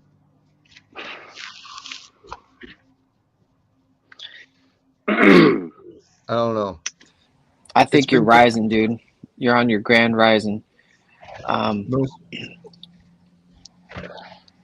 didn't mean to interrupt. Where's Provo Kid? Where's Provo Kid here today? I saw him in the crowd, and he stood up for you today. He stood up for you. I kind of detracted a little bit, and then he came up on the panel and he was like, "You know what? You don't understand, Jack." And he made a good point that I wanted to bring up. All these negative people out here, right? They're all negative with you. They're trying to take you off your path. Like, you know what your path is. You're doing good right now. Your numbers are rising every day. You got Paul coming in here. You don't have to do anything. You just keep doing what you're doing. Be yourself and doing your way. And all those haters out there, they're just like crabs in a pot. Let them go. Let them go. Just let them drop to the bottom of the pot and stay out of it. Oh, Moose, I receive everything you're saying, the encouragement, and I appreciate it. For those who are listening, please, do subscribe and share if you think people would be either entertained or enjoy what's being shared. Please share it. But and the occasional one-off handy in the bathroom. No, man. The groupies can figure that stuff out, but at this point, all right, we'll figure that out. At this point, we're all figuring it out. I'm figuring me out, and you guys are helping me. I do appreciate it. I do listen, and I do pay attention, but Jack, they're saying that I'm falling to your propaganda. Well, who's they? Partial truths create total Nubs said it. Oh, Nubs is well, God bless Nubs. I know his future will reveal his path well for him. You know what it is? Nubs is a very lone person, like you, Jack. He doesn't have a lot of outside, stimulation. And so when he comes here, he kind of needs that center of attention. I'm gonna fucking piss like a racehorse. Oh yeah. All right. Hey, that's totally not respectful to be saying on our broadcast, but thank you for adding that. Actually, on that note, this probably is a decent time. We've got a couple hours. I do appreciate it. Are we really going to kill the stream? Can I do the right outro, now? Jack? We're going to have to do an extra stream after. I don't know. The future will reveal itself. Jeffrey, what were you saying? I said I just wanted to read something just because it was relevant to earlier. I did a second you have debate Allie read it for us? No, she's at work. I did a second debate a couple weeks ago with a farmer, and the last paragraph of the opening statement I wrote was really relevant to Oh, geez, man. It was really relevant to what we were talking to about earlier. So I was just going to read it. It's just like one paragraph, but Please. hell exists in war and factory farming. If we're going to talk about harm to the environment, we can't forget to talk about war. Wars kill everything and everything.